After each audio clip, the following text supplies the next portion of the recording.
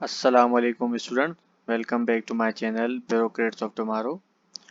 Student, जो आज का हमारा टॉपिक है वो है एनिमल एंड प्लांट किंगडम, जो कि थर्ड चैप्टर है हमारे बायोलॉजिकल साइंसेस का। आज हम स्टूडेंट्स इसकी अब ब्रीफ सर्वे पढ़ेंगे कि यानी plant kingdom and animal kingdom में कौन सी सिमिलरिटीज़ हैं एंड डाइवर्सिटीज़ हैं। स्टूडेंट, ध्यान से आप एपीएससी की सिलेबस के इस लाइन को पढ़ें। इसमें लिखा गया है कि एनिमल और प्लांट किंगडम में कौन सी पिन पॉइंट ऐसी सिमिलरिटीज हैं। ओके स्टूडेंट, ओके स्टूडेंट, सबसे पहले पढ़ेंगे कि प्लांट किंगडम होता क्या है। द किंगडम मेटाफिटा और the plant kingdom in its true sense includes all the eukaryotes multicellular photosynthetic plants found in this biosphere। यानी जितने भी आपके ऐसे प्लांट्स हैं जो यूकेरियोटिक हैं, मल्टी सेल्यूलर हैं, फोटोसाइंथेटिक प्लांट्स हैं, उन्हें हम कहते हैं प्लांट किंगडम में, उन सब का हम शुमार करते हैं। स्टूडेंट्स के दो मेजर ग्रुप्स हैं, ब्रायोफाइट्स एंड ट्रेचोफाइट्स। और इसके जो कैरेक्टरिस्टिक्स हैं प्लांट किंगडम के वो हैं मल्टी सेल्यूलरिटी होती है, यूकेरियोटिक होते हैं। यूकेरियोटिक स्टूडेंट होते हैं यानी ट्रू न्यूक्लियस इनके पास होता है। और उसके बाद ये ऑटोट्रोफी हैं यानी produce their own food, cell walls हैं, क्लोरोप्लास्ट हैं। ये इनके स्टूडेंट प्लांट किंगडम के कैरेक्टरिस्टिक्स हैं। ओके, अब इसकी क्लासिफिकेशन स्टूडेंट होती है अल्जाई में होती है, ब्रायोफाइट्स में होती है, पेट्रोफाइट्स में होती है, और जाइमोस्पर्म्स में होती है, एंजियोस्पर्म्स में होती है। इसकी स्टूडेंट क्लासिफिकेशन है प्लांट किंगडम की। उसमें ये मैंने आप सबके लिए पूरे के पूरे जो प्लांट्स हैं, एम्ब्रियोट्स जो होते हैं, उनकी मैंने आपके लिए एक डायग्राम बनाई है। आप इसे स्क्रीनशॉट लेके भी देख सकते हैं। और उसके बाद स्टूडेंट हमारा सेकंड वन जो टॉपिक है वो है एनिमल किंगडम। याद रहे मैंने आपको शुरू में ही कहा था कि आप सिलेबस में जो एफपीएससी ने दिया हुआ है वो हमें प्लांट किंगडम पूरा डिटेल में नहीं पढ़ना है, हमें उनकी जस्ट सिमिलरिटी और उनकी जो क्या कहते डिफरेंसेस हैं वो पढ़ने हैं हमें। तो ये छोटा सा एक प्लांट किंगडम का आप सबके लिए छोटा सा इंट्रो था, और ये वाला आप सबके लिए मैंने एक डायग्राम बनाई है। अब सेकंड पढ़ते हैं एनिमल किंगडम।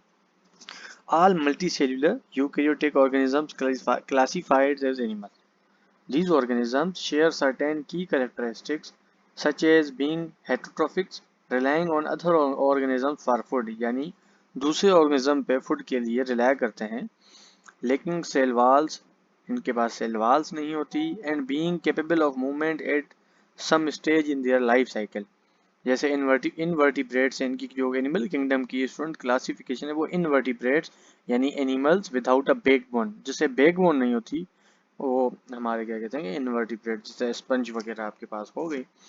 और जो नेक्स्ट हमारे पास इनकी क्लासिफिकेशन है वो ये सारे आपके सामने स्टूडेंट मैंने क्लासिफिकेशन लिखी हुई है इनवर्टिब्रेट्स की।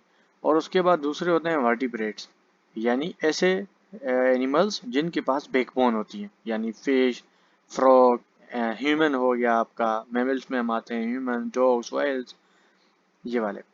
इसके कैरेक्टरिस्टिक क्या होते हैं स्टूडेंट एनिमल किंगडम के? मल्टी सेल्यूलर होते हैं, यूकेरियोटिक होते हैं, हेटरोट्रोफिक होते हैं, रिप्रोडक्शन इनमें होती है और डेवलपमेंट इनमें होती है स्टूडेंट। अच्छा, इनमें कुछ कोल्ड ब्लडेड वर्टिब्रेट्स होते हैं और कुछ वार्म ब्लडेड होते हैं। जो कोल्ड ब्लडेड होते हैं स्टूडेंट वो same temperature as the air और वाटर अराउंड इट, यानी उनके दरमियान जितनी जो एयर टेम्परेचर होगा या वाटर टेम्परेचर होगा उनके ब्लड का टेम्परेचर वही होगा। तो उनका जो बॉडी टेम्परेचर है वो कांस्टेंट नहीं होता। लेकिन जो वार्म ब्लडेड होते हैं उनका बॉडी टेम्परेचर स्टूडेंट्स कांस्टेंट होता है हमेशा। Okay, warm blooded are used food energy to stay warm. Okay, अब स्टूडेंट जो हमारा मेन टॉपिक था, ये छोटा सा इंट्रोडक्शन हो गया। अब हमारा जो टॉपिक का मेन हिस्सा था similarities in animal and plant kingdom.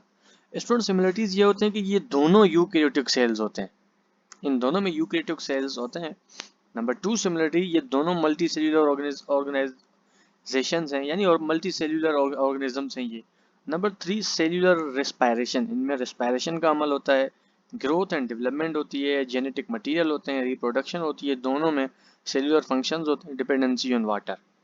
आपके इनवर्टिब्रेट्स हों, आपके वर्टिब्रेट्स हों, आपके प्लांट्स हों, ये सारे वाटर में वो होते हैं, डिपेंडेंट होते हैं। इनमें स्टूडेंट डाइवर्सिटीज कौन सी है? एक के पास सेल स्ट्रक्चर है, दूसरे के पास नहीं है। एक के पास न्यूट्रिएंट्स हैं, दूसरा न्यूट्रिएंट्स से नहीं चलता। एक मूवमेंट कर सकता है, दूसरा नहीं कर सकता।